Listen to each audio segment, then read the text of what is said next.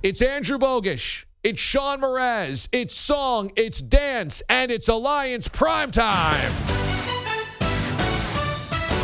The D.A. Show is dusting off the old tapes. We're doing highlights the way it used to be. It's Bogish. He's lit up. My goodness. It's Mraz. And he's in for a Birmingham touchdown. It's D.A. And it's caught for the touchdown. The Orlando special. The Philly special, but it's the winter. It's Alliance Primetime. And it starts now.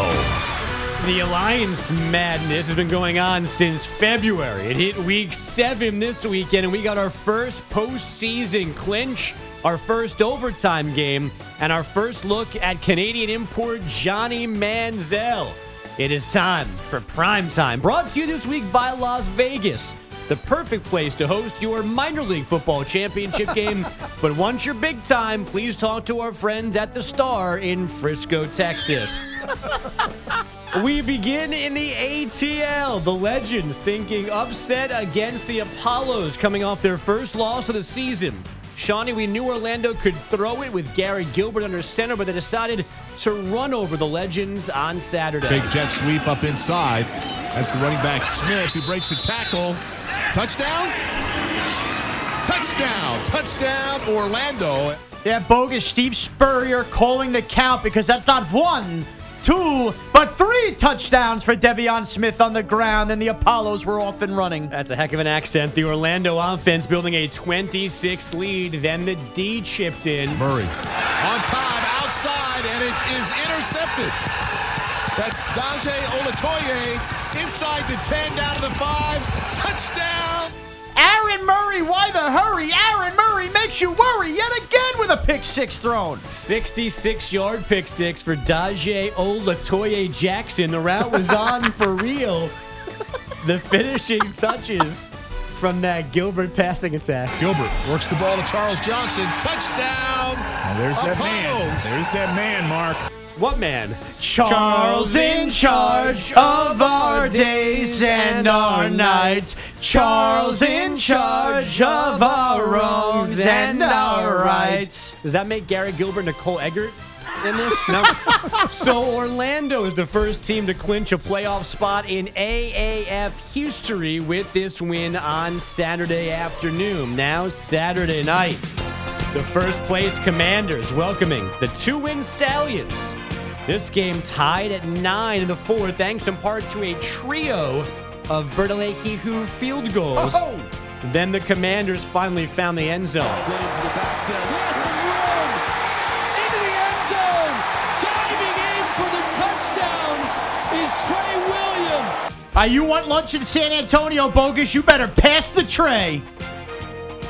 Williams? A 36-yard tie-breaking TD catch and run from Trey Williams. But as we keep telling you, nobody circles the wagons like the Salt Lake Stallions. Woodruff with the pump fake. Goes to the corner of the end zone, has a man, holds onto the ball. Salt Lake touchdown. It might sound crazy, but it ain't no lie. Terrell knew bye.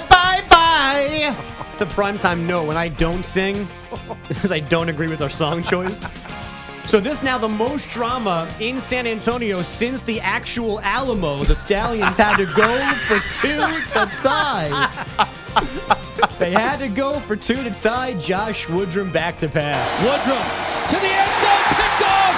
There's a lot of room. Oh my goodness, talk about a game-changing play. He could go the distance. It is Devontae Bosby. Devontae Busy B with a pick 6 saying, remember the Alamo. Actually, it was a pick 2. You pick 2. Yes. Like Panera Bread.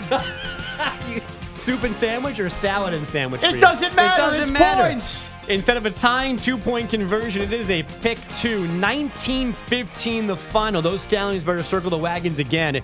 They're now 2-5. Disappointing. San Antonio is up to 5-2. So now we have reached Sunday. The battle for second place in the West. In the desert, Arizona hosting San Diego.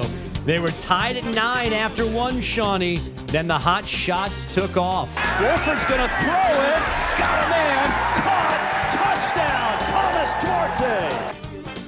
how you feeling, big boy? Hot, hot, hot. Ole, ole, ole, ole.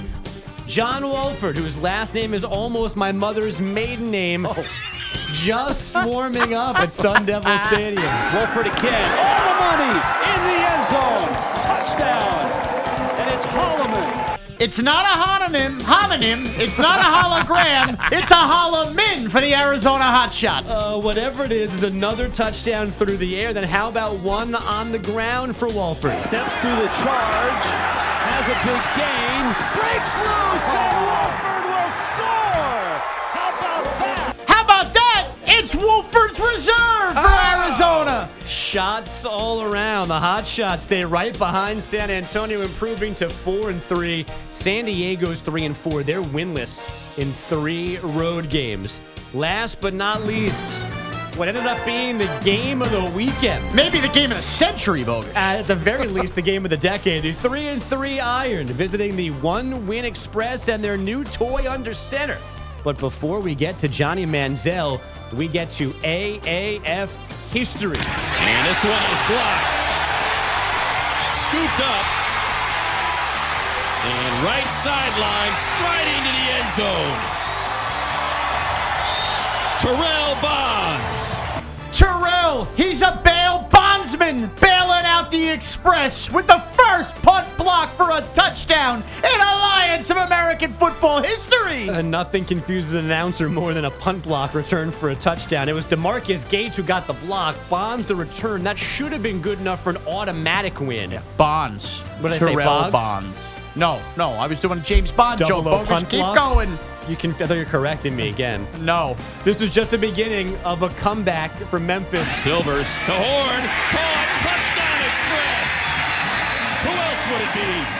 Call Bradley Cooper. Call Jennifer Lawrence. We have a Silvers Linings playbook down there in Memphis. This game was tied. They were not done in regulation. First OT game in Alliance history. Brandon Silvers, good as gold. Looking left now, throwing, caught, into the end zone, it's good! The Express win in overtime! Silvers and gold, silvers and gold.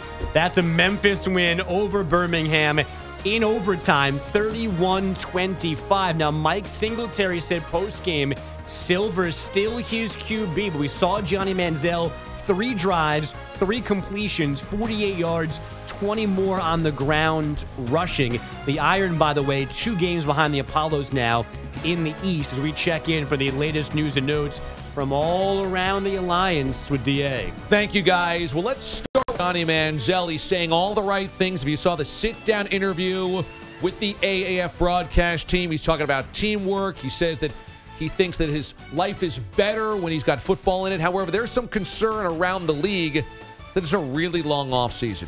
Really long. Like Johnny Manziel is going to wrap up this season in April, and they don't play again until February. And there's not a year-round training regimen or OTAs or mini camps. So Johnny hypothetically has a job where he's off April, May, June, July, August, September, October, November, and December, and then January. So he's like a teacher. So it's like, yeah, there's a 10-month offseason. There's some concern around the league about Johnny having a 10-month offseason. Perhaps that's why they removed the game for the championship game from Vegas. One less trip there for him. And also, yesterday, you mentioned the Birmingham-Memphis game, some history, the first overtime game in Alliance history in Memphis at the Big Rib Bone. Right, the Big Rib Bone. And now, here is a headline from Yahoo Sports. AAF plays first overtime game, giving NFL something to ponder. There's some concerns that perhaps the AAF overtime is going to encourage the NFL to reassess its overtime. Just so you know, first and goal possessions from the 10-yard line. Each team gets 1 try at scoring a touchdown, no field goals. and you can score a touchdown and then try for the 2-point conversion only, no extra points. So essentially eliminating kickers totally from the overtime. And starting at the 10, the Kansas City Chiefs say they want to revamp the overtime rule since they didn't touch the football in the AFC Championship game. Perhaps we saw it last night at the Big Rib Bone in Memphis is the start of a history-changing overtime for the NFL. Well, look, if you're going to trust Brandon Silvers in that spot, you're sure as heck going to trust Patrick Mahomes in that spot. Pay attention and wake up, NFL. The Alliance is changing football. Let's think about this. John Mara already hates it, by the way. Should the NFL go to the Alliance overtime rules? I think they should go to it with a twist. I think you should get more than one possession in the NFL. I think we'll cap it at 3. How about that? I'm okay with the college setup. One play is too quick for me in the NFL. I mean, part of this, the AF is getting this bad boy over and moving on to the next game or, back to Charmed reruns on TNT. So the NFL, though, needs an actual series of plays, not just one shot from the 10. Well, you get multiple shots from the 10, Book. But you get college, you got back and forth. Yeah, no, you should get three sets of 4 downs. Yeah, 3 series, in my opinion. And that is Alliance Primetime.